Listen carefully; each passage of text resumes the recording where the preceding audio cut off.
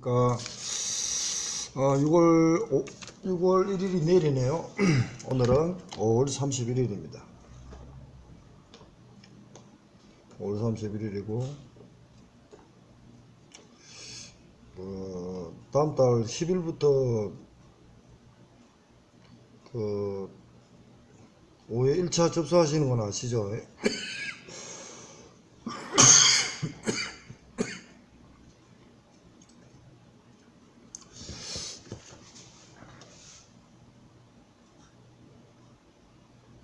오늘은 693회입니다. 수산물 유통론 전후로 나갈 건데, 일단 6월 1일 내일 4시부터는 노량진에서 이렇게 강의를 합니다. 6월 1일. 물론 기본서 최근 1차 기출 해설서, 이론서, 적중해서 문제를 나갈 겁니다. 1차 이론서, 기출 해설서 83 해가지고 나갈 겁니다. 그리고 어제 이제 강의를 2차 모의고사 하시는 분들을 위해서 또 계정을 들어가고 1회 올려가지고 강의를 692회 강의를 올렸습니다. 한번 볼까요? 692회 강의가 이렇게 올렸습니다. 근데 이제 듣는 분들이 굉장히 많습니다. 오늘 낮에 올리는데 지금 75회가 지금 검색이 되었습니다. 이게 75회가 검색이 될 정도로 제가 이런 식으로 지금 강의를 지금 올렸거든요. 하여튼 강의를 이렇게 올렸습니다. 그래가지고 지금 2차 강의를 지금 하고 있는 겁니다. 그래서 제가 1월 1일부터 지금 단답식 서술형 모의고사 20회를 개정해가지고 지금 23회 만들고 있는 중에 다른 1차 해설서라든지 이론서 한다고 지금 못했습니다. 못해가지고 지금 일단 안 하면 지금 안 될 것 같아가지고 1회부터 일단 임시로 올렸습니다. 이래도 물론 보완할 게 좀 더 있지만 이렇게 한다는 걸 좀 해주고 요번 말에 다음 달 말에 아마 놓으겠습니다. 다음 달 말에 진도가 나올 거고 오늘은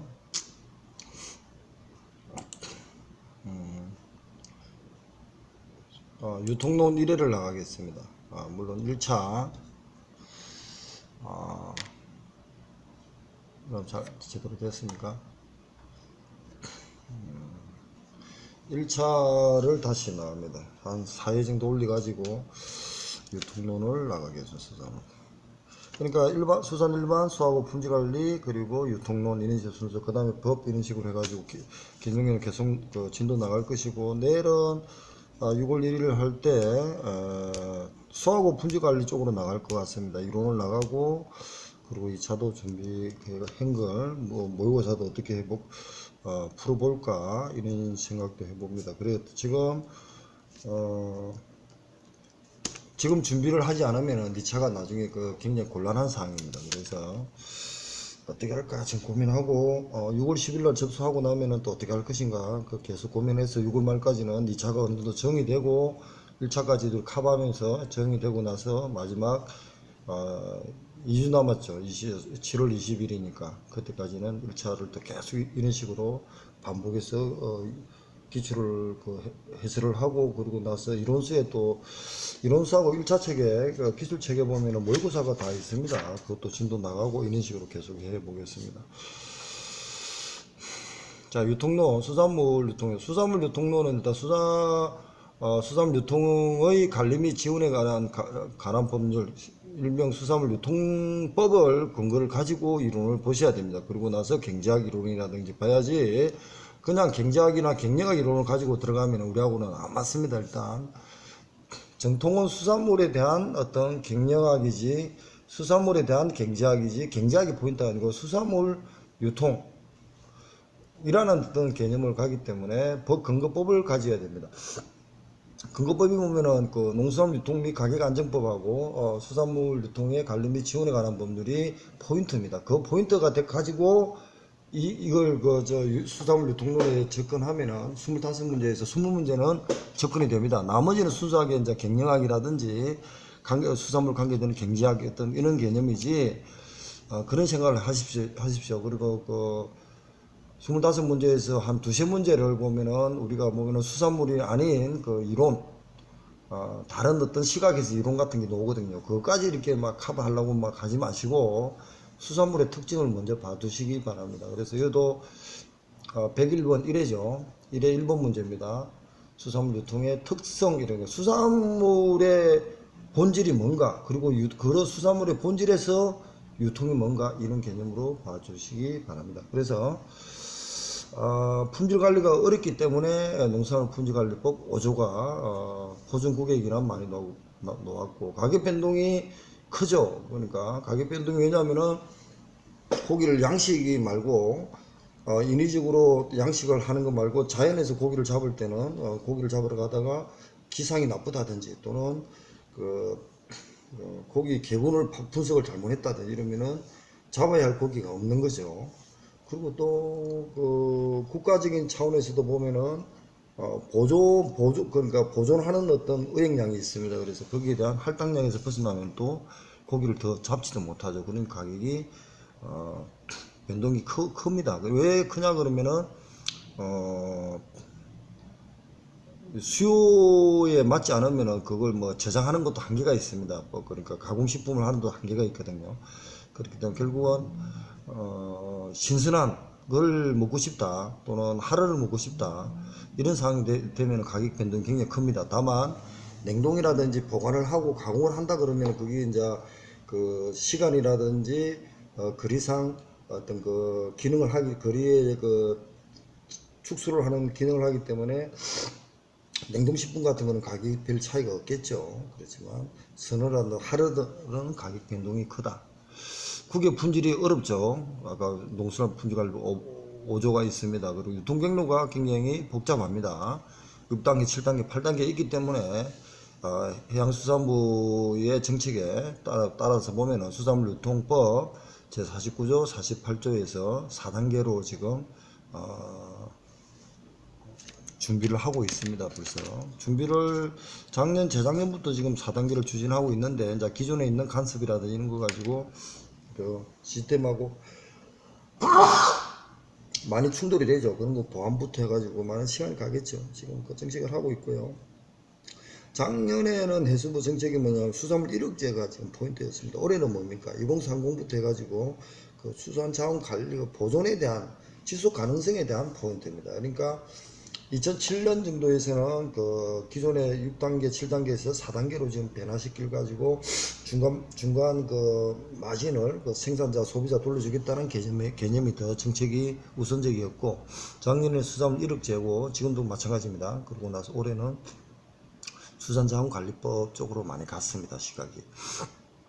그러고 나서 이제 그러다 보면은 수산업법하고 수산업 어촌 발전 기본법의 기본이지만 지금은 수산자원관리법 지속성에 대한 개념이기 때문에 2030 정책에도 수산자원관리법에 포인트를 두고 수산물 유통론이나 그 수산 일반 같은 것을 공부를 해 주시기 바랍니다. 제가 지금 계속 이렇게 잡고 있는 거는 이거 읽어보시라는 겁니다. 수산물의 성질장 특성 등 이렇게 해가지고 60% 이상이 되고 부패가 용이하고 성분상의 특성, 수산물 1차 변질성이 많다, 이런 얘기를 쭉 읽어보라고 지금 시간을 꺼주는 겁니다. 당연히 1, 2, 3, 4 이거는 2차 쓸 때도 반드시 필요한 겁니다. 항상 수산 가공품에 대한 어떤 개념, 그 수산 가공품을 할 수밖에 없는 개념, 그러나 수산물 유통에 대해서 원산지 표시를 왜 해야 되는가, 이런 것도 다 관계되는 겁니다. 원산지 표시를 못하면은 그 방사능 같은 거라든지 이런 게 있으면은 있는 지역에서 잡잖아요. 그러면은 그 군인이 먹으면 안 돼요. 생명에도 관계되죠. 그러니까 그런 문제 다 관계가 된다 생각을 해보고 고민을 해주시고 이 지문이고 답에 중요한 게 아닙니다. 이 해설을 먼저 해가지고 변형되더라도 문제가 지금부터는 앞으로 기출문제를 보면서 변형되는 문제를 어떻게 접근할 것인가를 항상 봐주시기 바랍니다. 그 다음에 2번입니다. 102번. 직접적 유통. 여기서 이제 교수들이 물어보는 거, 직접이냐, 간접이냐, 이런 개념입니다. 직접. 근데 이런 수산물의 직접 유통기구라는 얘기는 뭡니까? 직접 생산자와 소비자가 직접 다이렉트로 지금 거래를, 어떻게 유통 거래를 하느냐. 수산물 이동해가지고 생산지 에서 소비자까지 가느냐, 그걸 직접적인 다이렉트입니다. 인다이렉트 간접적인 것은 뭡니까? 중간 상인이 개입되는 겁니다. 그러면은 중간 상인이 개입되는 것은 개통출하에서 보면은 공판장, 농수산 공판장이라든지 중앙 도매시장, 지방 도매시장, 그리고 나서 민영 도매시장 또는 유세 도매시장이 개입되는 것이 간접적 유통이 되겠죠. 직접적 유통 같은 것은 수산물 유통법 47조, 그리고 나서 농수산물 유통 및 가격 안정법의 72조 등에 관계가 될 겁니다. 전자거래하고도 관계됩니다. 그런 내용을 적어놨고요. 그래서 전문 중매인이 격려한다. 이게 이제 전문 경매인은 아까 말대로 도매시장이라든지 유판장, 공판장이니까 중간 상인이 들어가는 간접적 인디렉트죠. 그런 식이고, 그 다음에 102번에 2번 생산 소비자 사이에 직접 이루어지고, 수산물 생산자는 생산 판매 활동의 주체가 되죠. 그리고 이제 생산 판매 주체가 되니까 생산자가 공동 판매, 공동 보관 이런 개념으로 노는 겁니다. 그 개념하고 똑같습니다. 유통의 수산물과 화폐 교환이 된다. 그러냐면은 이제 직접 거래니까 다이렉트니까 생산자에서 소비자에서 그 소유권이 이전이 되고, 물적 유통, 상적 유통인데, 그 유통은 보통 그 상적 유통과 물적 유통이 있습니다. 그래서는 상적 유통까지 함께 물적 유통이 넘어가는 거죠. 다이렉트는 그런 개념으로 했고 해석이 되어 있으니까 읽어봐 주시기 바랍니다. 그 다음에 수산물 유통에 있어서 물적, 금방 말한 게 딱 바로 나오네요. 물적은 그 물건, 수산물 자체의 물건입니다. 그 아이템에 대해서. 그래서 옳지 않은 것은, 그러니까 돈, 그러니까 저 소유권에 관계되는 거는 금융 또는 뭐 금융이라든지 그 보통 우리가 그 산지 유통인 같은 사람들은 수집해가 출하하죠. 그 도매시장에 수집할 때도 돈을 이제 주죠. 그러니까 돈을 줘가지고 계약을 하겠죠. 계약을 해가지고 소유권을 가져오죠. 그러니까 소유권에 대한 문제는 금융, 돈 이 문제니까 상적 유통입니다. 소유권은 이동되는 것은. 그 나머지는 그 물건의 이동이니까 운송, 보관, 정보. 판매하기 위해서 움직이는 수산물 유통론입니다. 수산물 유통론의 유통업입니다. 그러니까 저 수산업 5.8점 기본법의 물적 유통은 수산물 유통업에 들어가는 겁니다. 수산물 유통업에 들어가는 겁니다. 그래서 보면은 그 수산업에 대한 어떤 그 개념들 같은 거 있잖아요. 103번 다시 한번 볼까요? 103번을 지금 하다가 수산업 1차를 보겠습니다. 1차 보면은 요걸 지금 그 암기가 돼야 됩니다. 농수산물 분위관리법의 그 수산물이란 어촌발전기본법에 따라서 소금제하고, 그 다음에 이제 수산업의 법상 수산업이란 어박과 어획물, 운반업, 수산물 가공업이 있고요.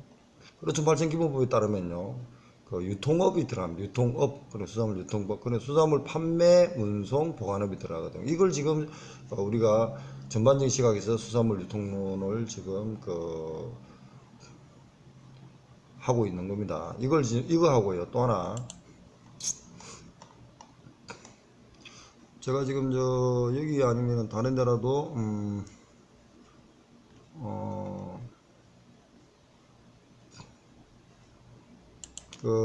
농수산물 유통법하고, 그 다음에 수산물 유통법에 대한 정리를 해가지고 강의를 저번에 올려놨거든요. 여기는 지금 전체 공지가 아니고, 여기 지금 강의 자료에 들어가 있는 것 같습니다. 로그인 해 보겠습니다. 로그인 해가지고 지금 한 문제가 중요한 게 아니고 시간을 좀 끄더라도 제가 지금 전반적인 걸 한번 해드리겠습니다. 지금 이 유통론 같은 것은 전반적인 시각을 다 보셔야 된다고 말씀드렸습니다. 전반적인 시각을 보셔야. 이거 왜 안 들어가? 이상하네. KIM 그 다음에 KIM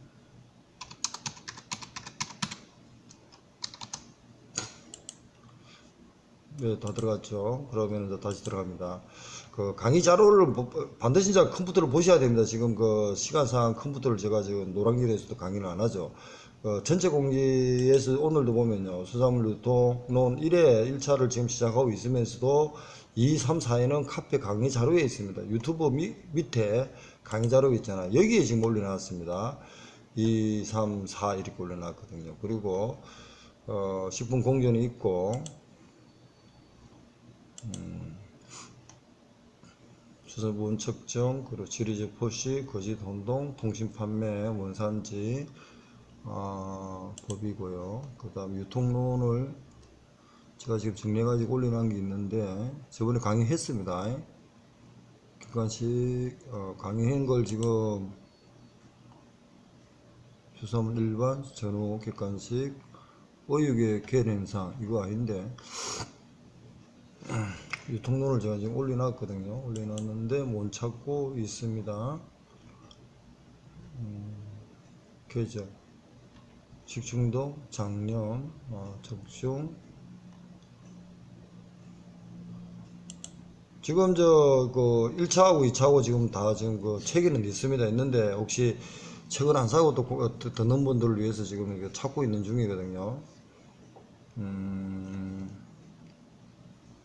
유통론 관계가 유통론 이쪽으로 그 1차를 들어가면 있나? 수산물 그 유통론에 들어가고 있어 혹시 있는가? 유통구조 유통마진 이거 아닌데 이것도 아닌데요. 하여튼 제가 올리라는 게 있습니다. 제가 못 찾고 있는데 그는 유통론은 아까 말씀대로 1차 이론서는 지금 기출을 보던 기출에 291페이지하고 304페이지가 있습니다. 1차 기출에 제가 그 기출 보고 말씀드리겠습니다. 그리고 304페이지 이거는 뭐냐면 유통구조입니다. 유통구조가 지금 어떻게 되어 있냐면은 간단한 말씀 드리겠습니다. 291 최근에 요번 주부터 책 산 분들은 304페이지입니다. 10페이지 정도 차이 났습니다. 좀 더 보완을 하고 기본 체계 말고는 보완을 하다 보니까 좀 늘어났거든요. 291페이지입니다. 수산물 유통구조 기존 6, 7단계에서 4단계로 가는 것 생산자, 산지, 거점 유통센터, 소비지 분산물류센터, 분산도매물류 소비자. 기존 6단계는 그 개통출하와 비개통이 있다고 이렇게 정리해놨고요. 그 다음 기존 거래 발전된 형태가 그 비개통출하인데 다양합니다. 생산자, 객주, 유사, 도매시장, 도매상 이것도 기출이고요. 하런 업체 같은 비개통이 많이 들어가고요. 그리고 나 직거래 같은 거 집판장 있잖아요. 생산자, 집판장, 소비자를 해가지고 예시가 직거래입니다. 수산물 유통법 47조인데 B2B, 비즈니스 투 비즈니스, 비즈니스 투 커스텀, 비즈니스 투 거분먼트, 거분먼트 투 거분먼트 해가지고 이런 직거래가 있고요. 그 다음에 전자상거래가 있습니다. 생산자에서 전자상거래가 소비지 유통법 52조입니다. 그리고 나서 프리베이트 브랜드가 있습니다. 직거래에서 생산자가 프리베이트 브랜드에게 소유권을 넘깁니다. 그러면은 프리베이트 브랜드 그 대형마트 같은 데서 뭐 A마트 같은 데 사가지고 그 자체에서 그 현장에서 가공등 프리베이트 브랜드를 공정을 거쳐가지고 자기 상표를 붙입니다. 프리베이트 브랜드. 프리베이트 상점 백화점에서 소비자한테 이렇게 판매를 하거든요. 그러니까 작년에는 브랜드의 특징 이렇게 해가지고 기출이 나왔습니다. 지금 1차 하다가 여기까지 와버리지만 일단 물적 유통, 상적 유통 이런 개념이 다양하게 들어가 있으니까 고민을 좀 해주시라는 겁니다. 자, 3번 금융활동은 상적 유통에 분류되는데 상적인데 왜 성적이냐? 상적 유통에 분류된다. 그리고 나서 상적 유통의 경우는 수산물 소유권의 이동을 말하는 것이 일반적이다.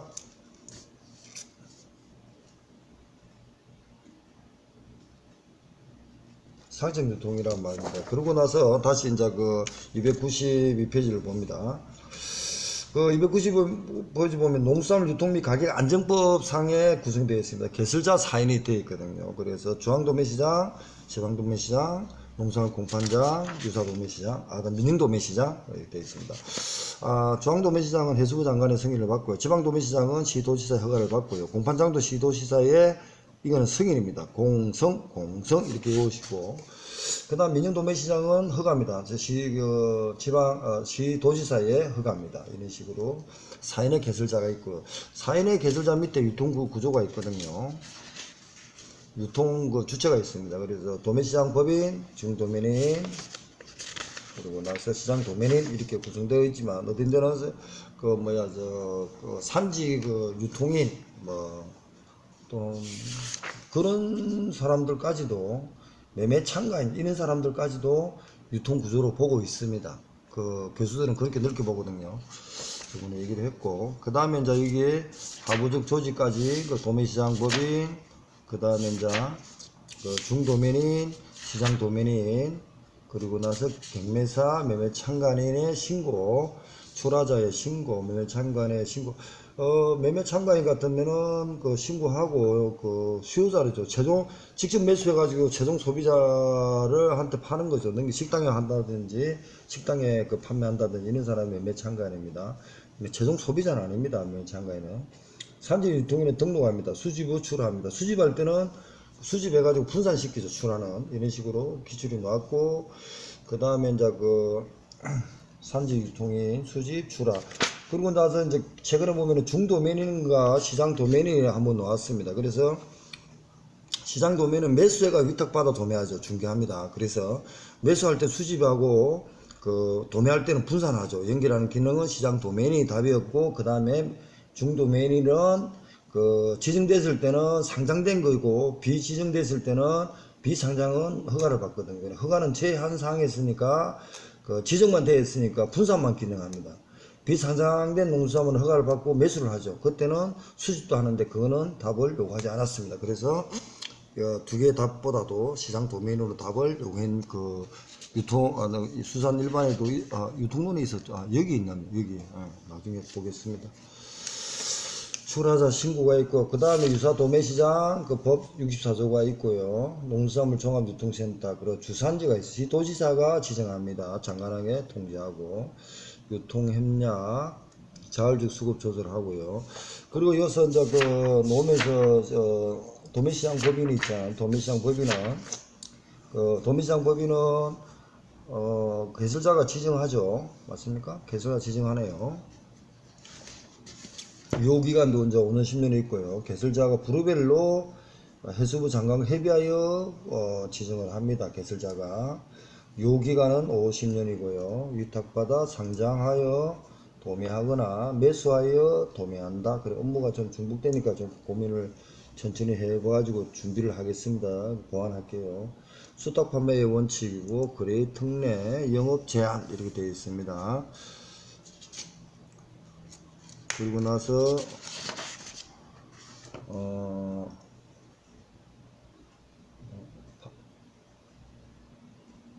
그리고 그 처분 기준이 있고요.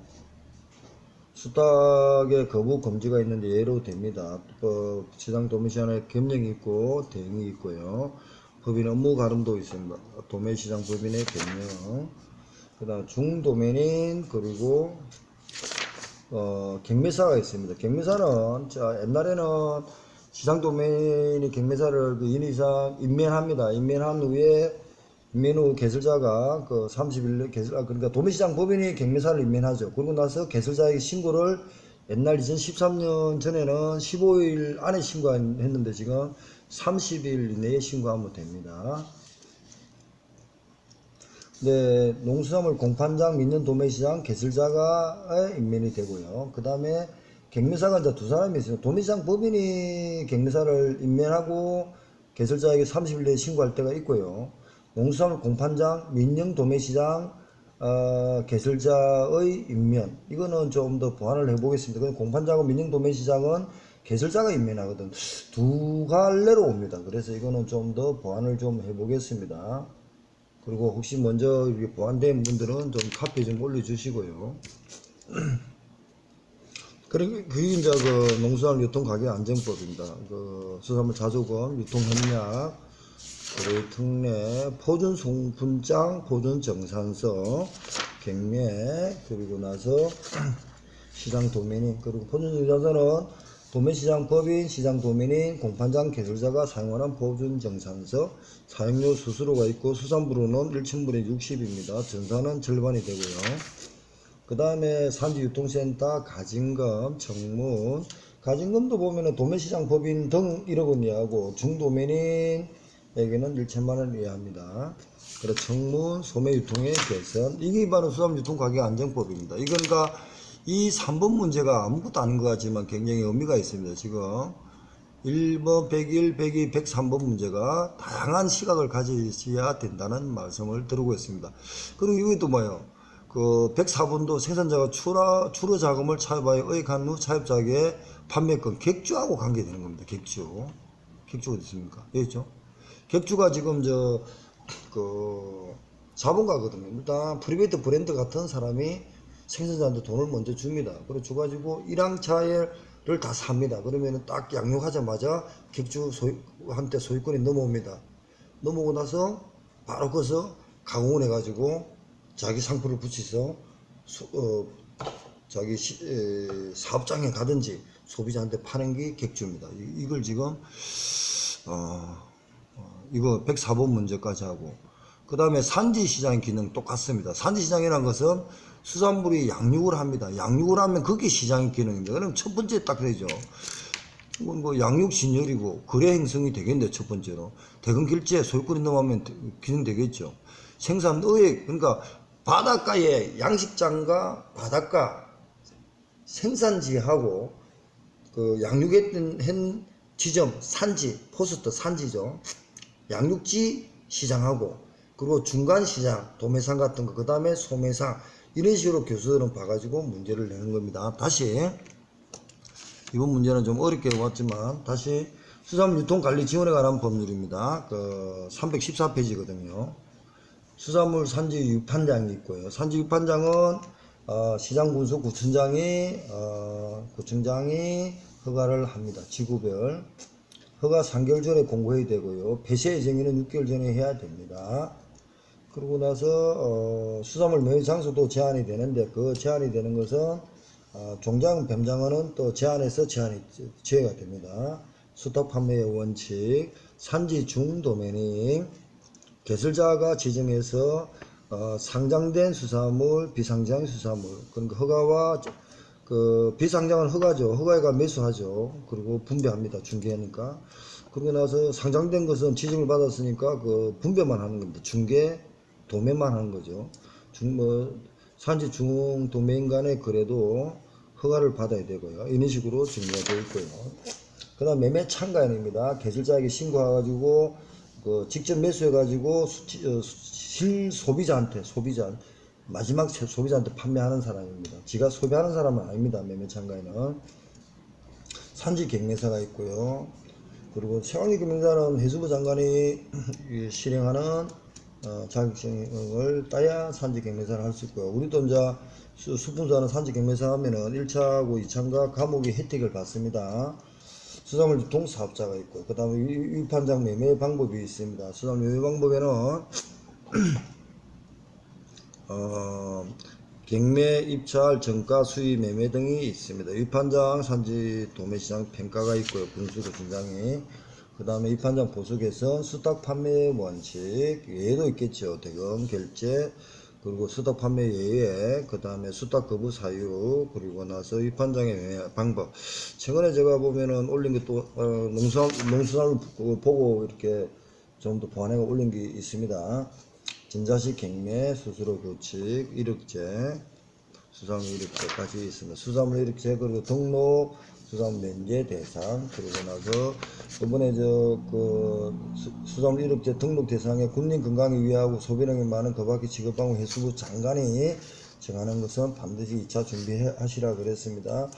그리고 원산지법상 포시 면제 대상하고, 그리고 나서 수산물 이력제 면제 대상은 다르다, 이런 얘기를 해주죠. 수산물 이력제 수집관리 의무 면제 대상은 그 우편으로 유통업체를 하지 않고 중간 상인 같은 사람이 아닌 직거래, 우편으로 직거래, 노점 행사하는 사람들은 면제 대상이지만, 원산지 포시 면제 대상은 뭐겠습니까?